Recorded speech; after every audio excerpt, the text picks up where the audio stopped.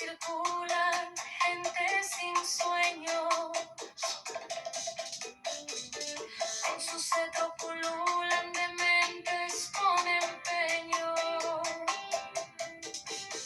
miradas perdidas buscando jeringuillas,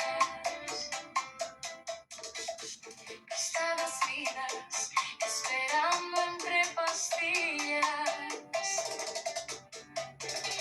Madres con niños, soldados sin fusiles.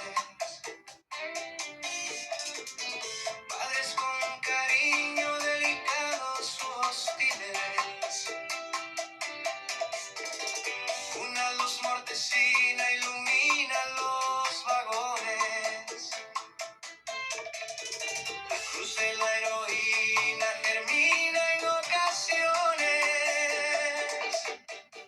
Mendigos errantes buscando dinero, amigos y amantes viajando con esmero, artistas, cantautores, vendedores y viajantes, arribistas, pecadores, pensadores y paseantes.